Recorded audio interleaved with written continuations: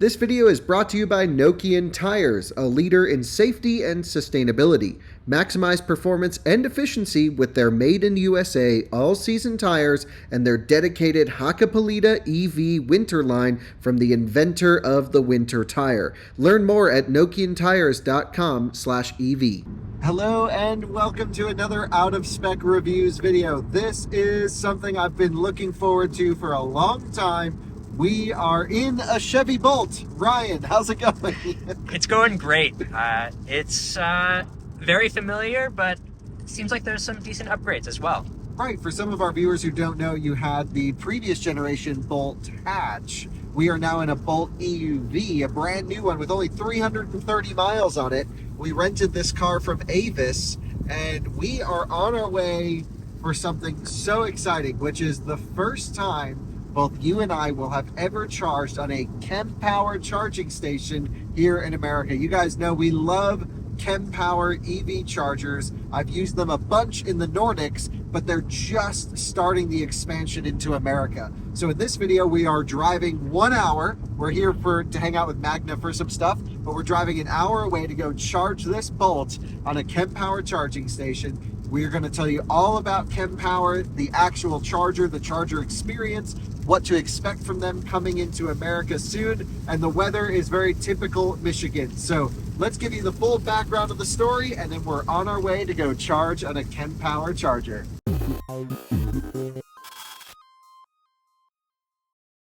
Well, you join us driving in the Chevrolet Bolt EUV on our way to the Kempower station. And Ryan, I think we should make a whole other video about the Bolt EUV. What's your impression? Yeah, I think that'd be a worthwhile video. I'm not 100% certain exactly who would be getting the EUV and the EV, but regardless, I think both of them can act as a very solid car if you can take advantage of a lot of incentives. Absolutely, and it's the last year for the Bolt, so we have to make a video on this car. We rented it from Avis it was actually quite expensive, but it seemed like this was one of the last available cars in all of the Detroit area. When we flew into the airport, it was like, you want a Bolt? And I'm like, yeah, I'll get the Bolt. Did it on the app, and it was wonderful. So what are we doing now? Well, we're in Troy, right?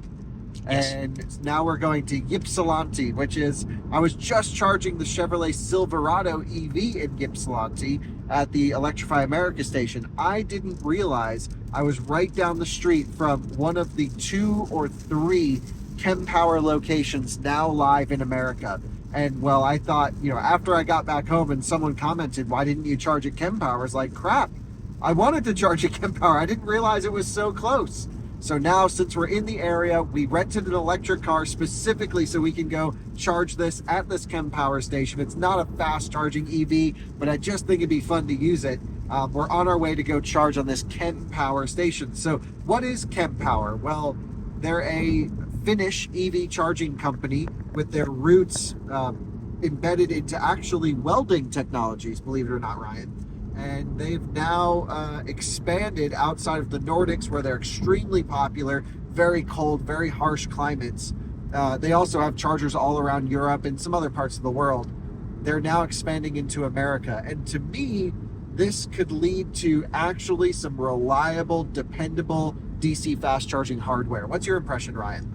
Yeah, I think that it could be very good. I think them being manufactured in Scandinavia, they've got plenty under their belt dealing with cold weather, harsh climates, that kind of thing. So I think that will be an advantage that they can have. Totally. And, all the engineering work has pretty much been done in Finland in these harsh environments. They have an unbelievable back-end software system. And what's even cooler is we've told this entire story on our Out of Spec podcast channel. So head to the podcast channel where I've interviewed a lot of the executives, a lot of the engineers from Kempower. Tomi, their CEO, has become a friend and is an engineer by trade and really runs this company with reliability first. And that's why I'm so excited to see them launching in the US. So there's a station in Minnesota, there's a station here in Michigan, and actually I believe those are the 2 that I'm aware of that are installed in the US. Canada has a few, and I believe there's one in a mine in Canada, which is pretty interesting, or at least about to be installed. But basically, all of the chargers that are here today were built in Finland. However, they have made a huge, $40-50 million investment in the U.S. Basically by putting their next factory in Durham, North Carolina. A lot of you guys know that's where I lived for years, in Raleigh-Durham area. And so it's great that they're investing in the U.S. Infrastructure. They kind of have to, as well as everyone else does, to get these Buy America compliant chargers. But they're all in well beyond sort of the limitations. They're building a full-scale, full-speed capacity factory in the U.S., and it's going to be fascinating. We've done videos on this as well. Enough talk. All I really want to do is get this bolt over to Ypsilanti and plug it in to the Kempower charging station and see what happens. It's going to be epic. It seems like it's somewhere back in this industrial park. Yeah, perhaps into this Range USA. Is this a gun range? So you can Pure charge? Michigan, baby. Hell yeah. You can charge and go do some target practice. Love that. But oh my gosh, it literally is at this is the best charger ever. This is awesome. And it's a single Kempower stall, and there's the cabinet over there. So my understanding is, I think there used to be another charger here, and then this was put in. It's only a 50 kilowatt unit, just as a placeholder, just to get the site back up and running. And my understanding is perhaps there's some plans to expand, or at least I'm not 100% sure is what I'm trying to tell you. I don't know what's going on with this. But either way, we are here, a Kempower station in Michigan at a gun range. I did not expect that at all. Why is that not the thing everyone says about this? They're like, oh, I charged at that Kempower site in Ypsilanti. It's like, great. They didn't also say, like, I just, went and did some target practice. So let's go check this out.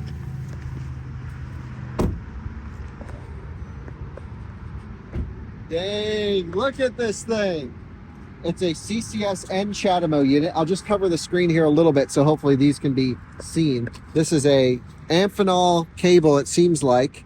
It is a 300 amp cable. Wow, that's juicy for a 50 kilowatt. You only need 125 amps for a 50 kilowatt. There seems to be, Zeph Energy. It's $2 session fee plus 35 cents per kilowatt hour. Why does it say kilowatt? Okay, so to everyone in the EV charging industry, there's a pretty big difference between kilowatt and kilowatt hour. It's actually like not even related to each other, if you will.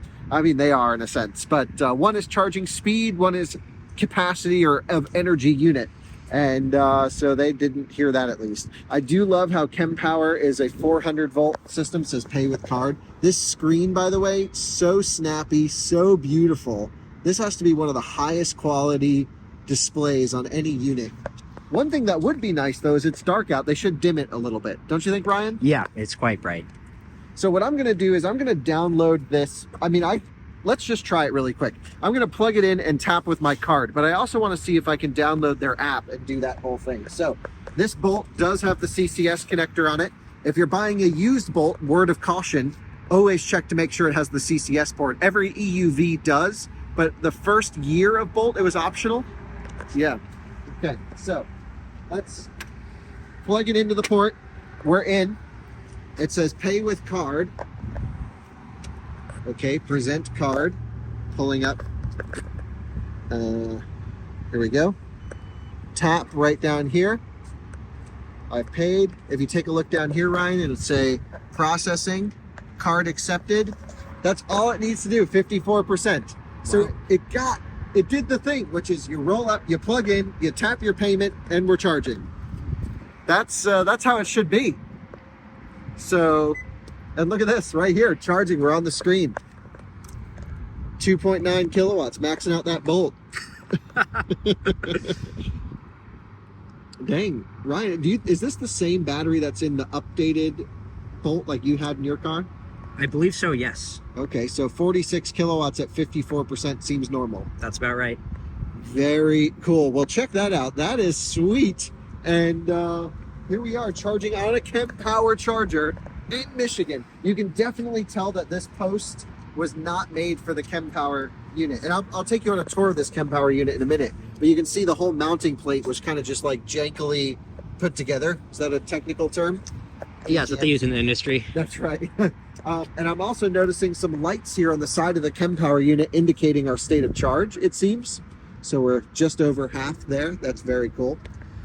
The cable management I kind of want to talk about a little bit, because the Kempower, this right here, this is just the dispenser. So this is like when you use a supercharging post or an Electrify America station. This is just delivering the power to the car.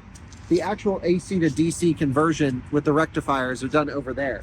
But take a look at this cable management system. It's super cool. I have these little spring-loaded systems, so I could pull it all the way down. And it takes almost no load for this very, honestly, quite heavy cable. I can move it around, and it's like, yeah, this is just as thick as a lot of cables on like an Electrify America station.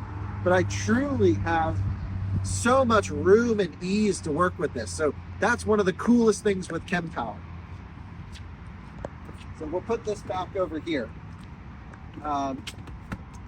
As we're charging up the Volt, let's head down this way. Let's go look at the charger itself. So the Kempower station is really unique in the sense that you can configure it in almost any way you want to do it.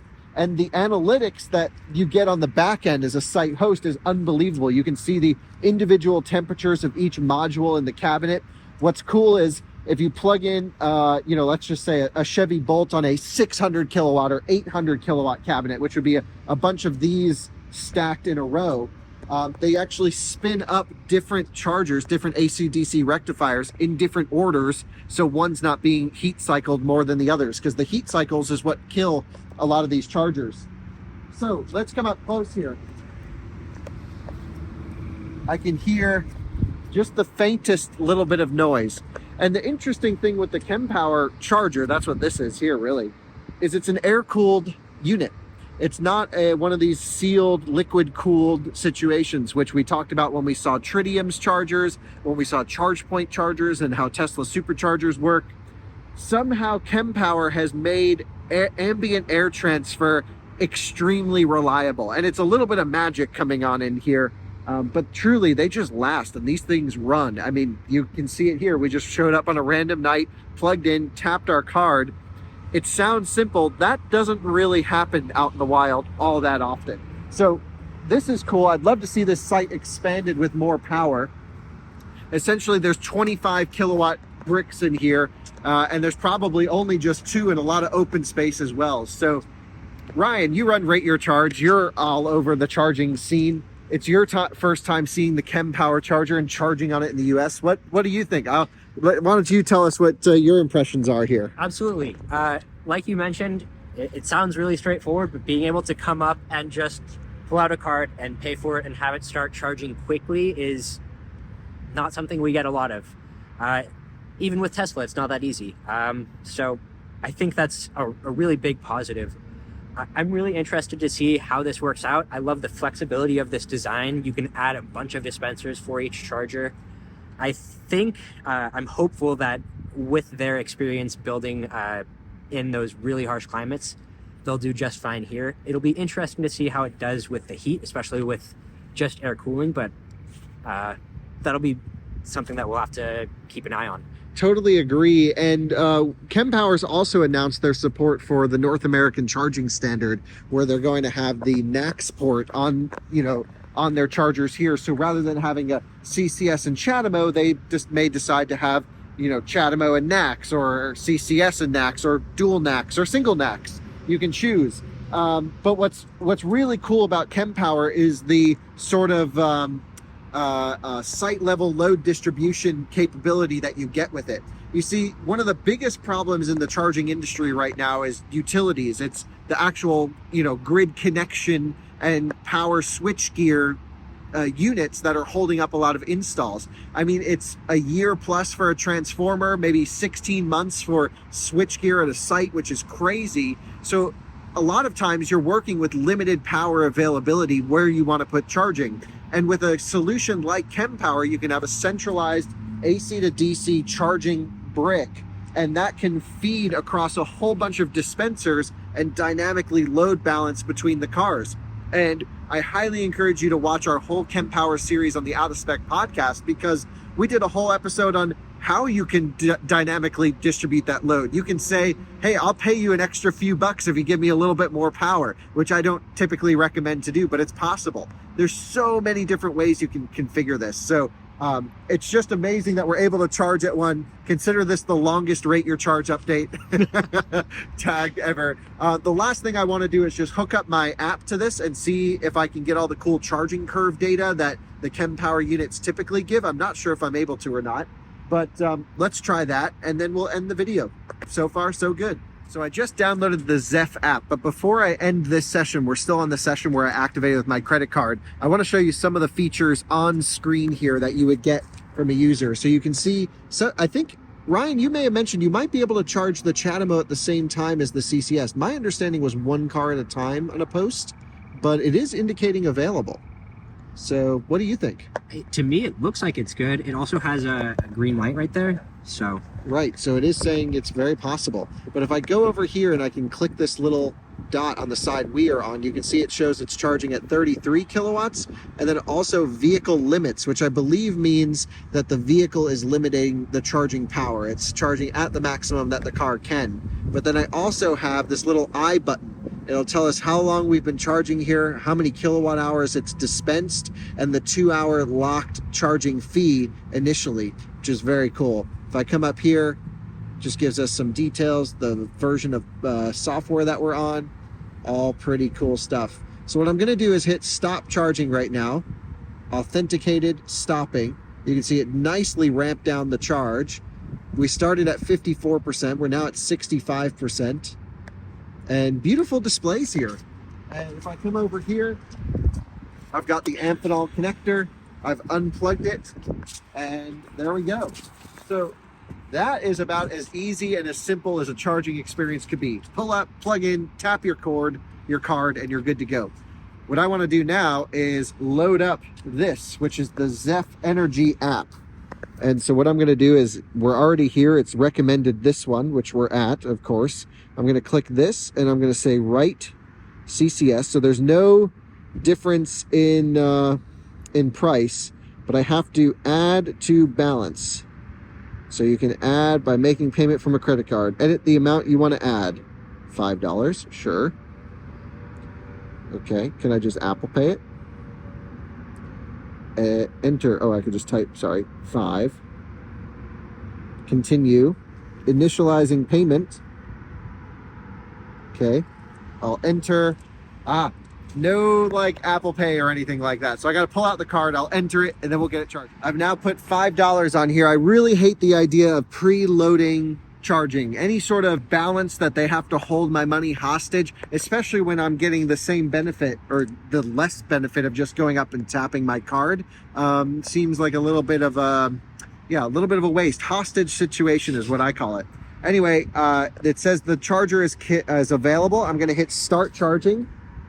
Maybe I need to plug in. Initializing session. It says plug in your vehicle now. Authenticated.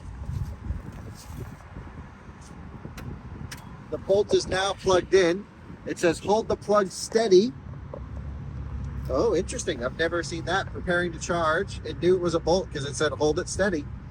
Sometimes with bolts, if they don't like to connect, you got to lift up on the handle.